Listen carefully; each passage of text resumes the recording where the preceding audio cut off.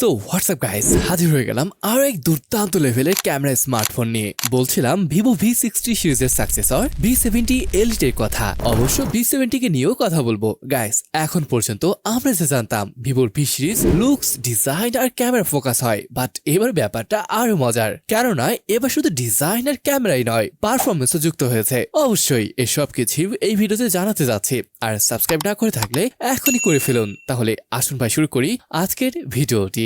Okay guys, এবার ডিজাইনের ব্যাপার আসলে এখানে ভিভো V70 এবং V70 Elite পাশাপাশি রাখা হয়েছে। আসলে দুইটার মধ্যে খুব একটা পার্থক্য খুঁজে পাবেন না, তবে এটা যে একটা প্রিমিয়াম ফোন সেটা দেখলেই বোঝা যায়। এই ফোনটি খুব বেশি মোটাও না, খুব বেশি পাতলাও না, বেশ কম্প্যাক্ট একটা ফোন। মানে একদম কম্প্যাক্টও বলা যায় না, যাই হোক ভালো একটা ফিল পাবেন। আবার এটা থিকনেস নিয়ে যদি বলি 7.4 মিলিমিটার হলো এটা থিকনেস, আর ওয়েটটা 195.7 গ্রামের মতো। ফোন কম্প্যাক্ট হয়, ইনার ফিলটা বেটার পাওয়া যাবে। ক্যামেরা মডেলটা যদিও V60 সিরিজ থেকে একদমই আলাদা করা হয়েছে, দেখতেও কিন্তু ভালো লাগছে। আর এখানে যে মেটাল রয়েছে এটা কিন্তু ফ্রেম দিয়ে বানানো, মেটাল ফ্রেম। এটার মোট 3টা কালার রয়েছে, অথেন্টিক ব্ল্যাক, স্যান্ড বিজ এবং এখানে যেটা দেখতে পাচ্ছেন এটার নাম দিয়েছে প্যাশন রেড।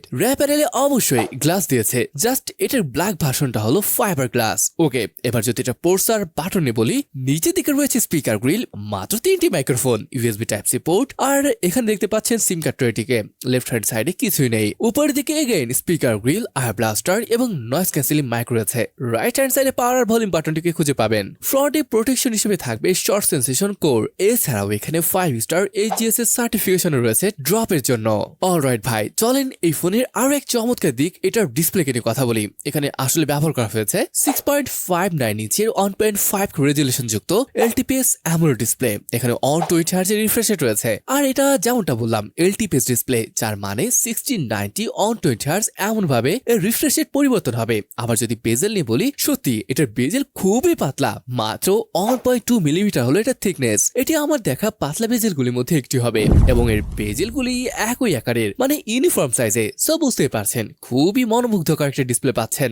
আবার যদি এটার পিক ব্রাইটনেস নিয়ে বলি, এটার সর্বোচ্চ পিক ব্রাইটনেস হলো 5000 নিটস এবং 8000 নিটস হলো এটার HB ব্রাইটনেস। HDR10+ এর সাপোর্ট রয়েছে, এর মানে নেটফ্লিক্স, ইউটিউব সবখানে এর স্বাদ দিতে পারবেন। অলরাইট, এবার এখানটাতে আসেন, আমরা পারফরমেন্সের কথা বলি। আসলে এখানে Vivo V70 and V70 Elite এর মধ্যে পার্থক্যটা রয়েছে। V70 তে রয়েছে স্ন্যাপড্রাগন 7 Gen 4 প্রসেসর, যার আন্তত স্কোর 1.4 মিলিয়নের মতো আসে। আবার যদি Elite এর কথা বলি, এই ফোনটিতে আবার ব্যবহার করা হয়েছে স্ন্যাপড্রাগন 8 Gen 3 চিপসেট, যার আবার আন্তত স্কোর 1.8 মিলিয়নের মতো। পার্থক্যটা মূলত এখানেই। যাই হোক, 1.8 মিলিয়ন মানে ডিসেন্ট একটা পারফরমেন্স পাওয়া সম্ভব। কিন্তু ভ্যারিয়েন্টে বললে এখানে দুইটা ভ্যারিয়েন্ট রয়েছে, 8GB আর 12GB LPDDR5X RAM, সাথে পাচ্ছেন 256 আর 512GB UFS 4.1 স্টোরেজ টাইপ। এখানে ভালো ব্যাপার হচ্ছে V60 তে কিন্তু UFS 2.2 ছিল, আর এবার UFS 4.1। দুর্দান্ত ব্যাপার কিন্তু ভাই। 6500 mAh এর মতো বিশাল ব্যাটারি রয়েছে, সাথে পাচ্ছেন 9 ওয়াটের চার্জিং। মিডিয়াম ইউজ করলে 1.5 দিন তো ব্যবহার করতেই পারবেন বলে মনে হচ্ছে।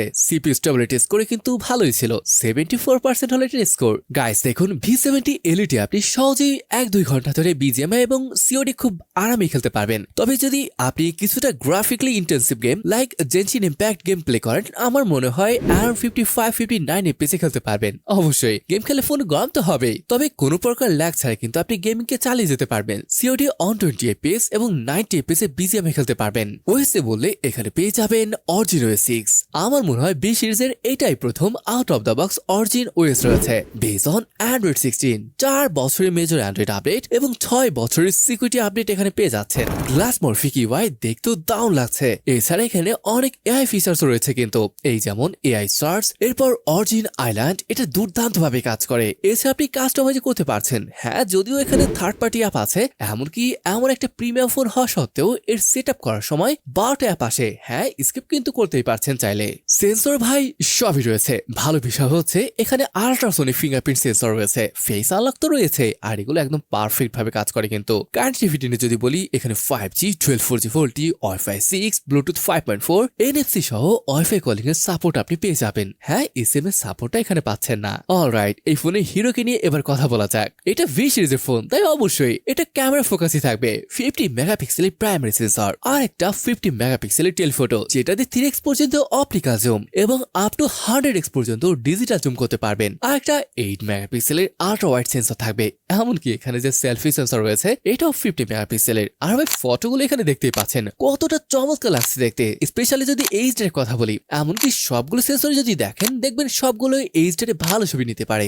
এখানে মাল্টিফোকাল লেন্থে পোর্ট্রেট নিতে পারবেন, আর পোর্ট্রেট ফটোগুলো কিন্তু দুর্দান্ত আসে। আর ভিডিওগ্রাফির কথা আসলে 4K 60 fps এ শুট করতে পারবেন। যদিও 8 মেগাপিক্সেলের আল্ট্রা ওয়াইড সেন্সর হয়, এখানে 4K সাপোর্টটা নেই। আর এটা সেলফির জন্য কিন্তু সেরা, এখানে 92 ডিগ্রি এফওভি থাকায় গ্রুপ সেলফি নিতে পারবেন ভালোভাবে। আর এটা কিন্তু 50 মেগাপিক্সেলের। আচ্ছা, এবার এটার অ্যাপ ফিচার নিয়ে যদি বলি, এখানে বেসিকে জাইসের প্রচুর ফিচার পেয়ে যাবেন। এছাড়া night, portrait, photo mode, video mode, micro movie mode, এছাড়া এখানে বাকি ফিচারগুলো দেখতে পাচ্ছেন। এর মধ্যে একটা আছে আন্ডার ওয়াটার ফটোগ্রাফি, যার মানে অবশ্যই এখানে IP68 এবং IP69 এর রেটিং রয়েছে, তাই পানির নিচেও আপনি ফটো বা ভিডিও ক্যাপচার করতে পারবেন। তো গাইস, এই ছিল আজকের ভিভো V70 এবং 70 এলিট ভিডিও। V70 46,000 রুপি, যা কনভার্ট করলে আসে 61,000 টাকা, আর এলিট পড়বে 52,000 রুপি, যা কনভার্ট করলে আসে 70,000 টাকার আশেপাশে।